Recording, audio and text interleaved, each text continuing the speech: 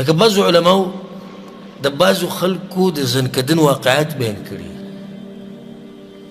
بعضو په آخري وخت کې دا مطالبه کوله وی ماله سیګرټ او ماله سیګرټ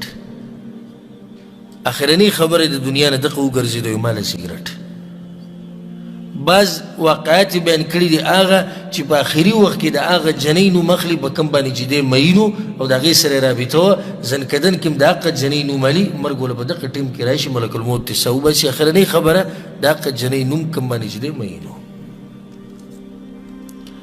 بعض پکې داسې واقعات راغلي دي یو عالم دا واقعه بیانوله چې یو هلک کور کې مور پلار یې دا خبره کوله چې کور کې و بیا یکدم ورک شو او موږ پسې ګرځېدو یو ځای ته بل ځای ته پلانی چې شو بیا چې موږ کتو د باتروم ور هغه بند و ټاله و ور ټکوه خو ور کولاو نه شو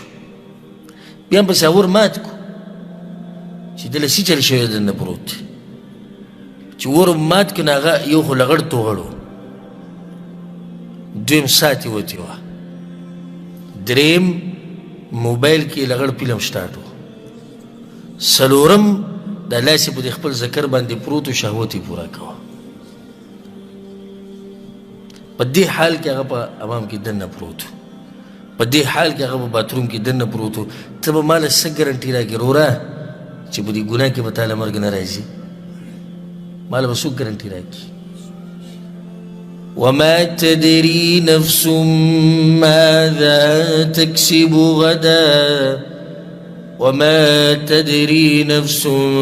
بأي أرض تموت دا خو هیڅ نفس ته دا پته نشي چې دی به کوم ځای کې مري او نه یو نفس ته دا پته شته چې دی به کوم ځای کې مري دا انسان چې الله یې راپاسي د قیامت په ورځ څه جواب به دی الله له ورکوي آخر خاتمه په دې باندې تاسو ته ما واقعه بیان کړې وه چې په دې سعودي کې او پښتن او د هغه بعض خپلوان ما پېژندو ابو ما پسې رالو وایي زموږ مسله ده که موږ سره پکې منډه ووایو ما یې څه مسله ده وایي زموږ مړی دلته د مړو په هغه تراجي کې پروت دی او کیس یې ډېر اوږد شو د میاشتې نه زیات شو که دا مړی موږ له راکړي او موږ یې وړو پاکستان ته ښه مسله څه ده کاغذونه د هغه برابر دي او برابر دي نو چې کاغذونه برابر دي بیا ولې منع کوي اوس کاغذونه خرابه وي هغه منع کوي خو دغه کاغذونه برابر دي په ده باندې کیس دی نو دا څنګه کیس دی چې دا نه ختمېږي د مرګ سره نو هغه چې ما معلومات وکړو نو دا هلک چېرته د خدامې سره چې ته رابطه جوړه کړې ده فلپینۍ سره او د هغې خوا له ورغلی د زنا دپاره نو څنګه چې د کپړې ویستې دي زنا یې شروع کړې ده دقه زنا په دې منځ کې د ساوتې ده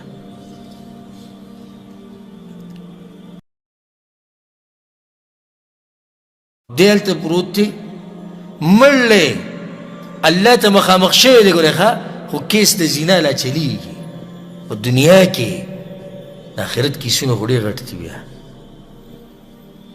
ما سوچ کو چې دلته د ده دا کیس ختم نه شو د مرګ نه بعد دا کیس به په آخرت کې څه ختم شي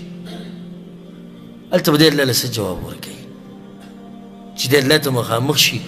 او د اخري ساه چې دا اخیسته اخري ساه په دنیا کې هغه د دې پردۍ ښځې سره لګي او د هغې سره یې زنا کوله دا ګناهونه وګورئ په ګناه پسې به ګناه کې په ګناه پسې به ګناه کې او بیا به پکې مړ شي څومره لوی عذاب دی دغه شان یو عذاب هغه دا دی چې د ګناهونو سره به دې محبت پیدا شي